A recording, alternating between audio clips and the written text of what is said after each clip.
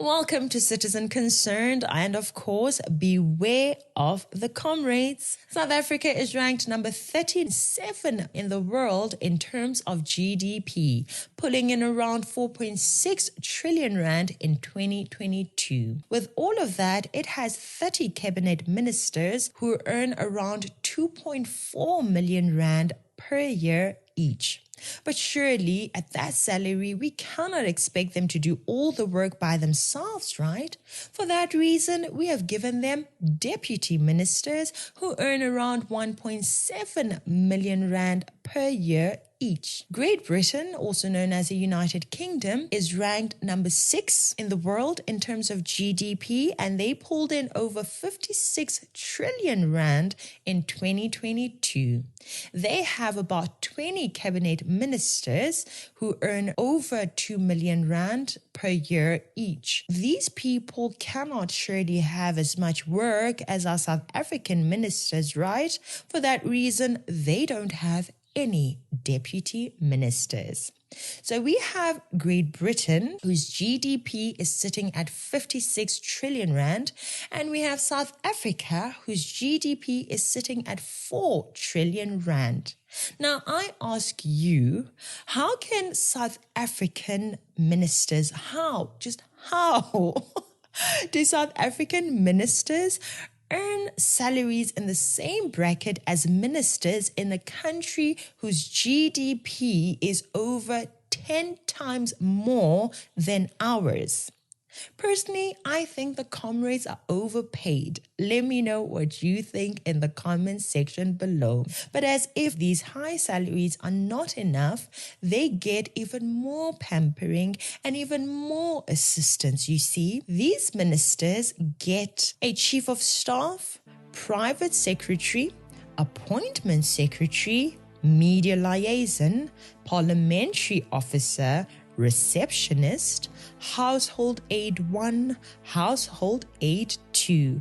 Altogether, a total of 8.6 million rand per year each. Now, they are too valuable, you see, so they need protection. But not just any protection will do.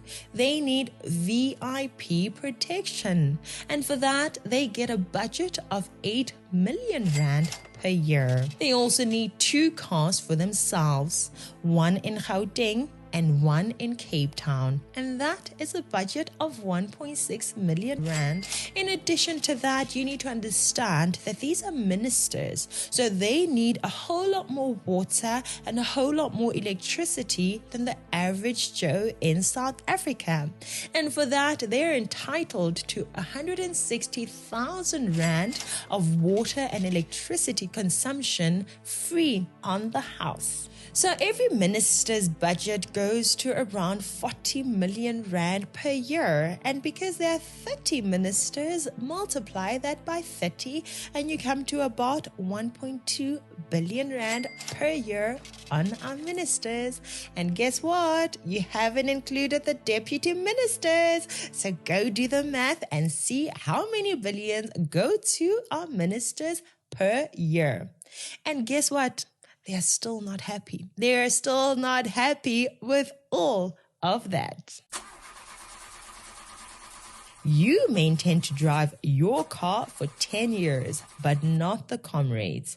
After you pay 1.6 million for those 2 cars of theirs, the comrades can only drive a car for 120,000 kilometers or for 5 years, whichever one comes first. And who pays for the upgrade? The taxpayers, of course.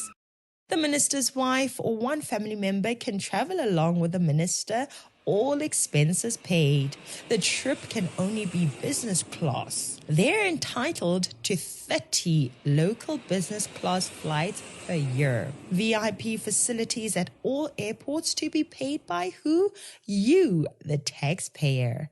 We also need to maintain 2 state-owned mansions for them, one in Pretoria and another in Cape Town. They do not pay any rent while residing in these mansions. DSTV, Wi-Fi, the works are paid for by you, the taxpayer.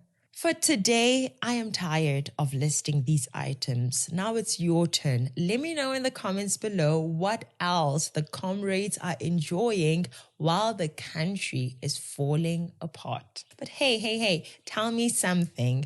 Is it true that the comrades do not experience any load shedding? Anyway, thank you for being here. Please subscribe for more. Click the like button. Share it with the rest of the concerned citizens in our country. I'm Katlego Moagi, and I will catch you again on the next one. And remember, beware of the comrades.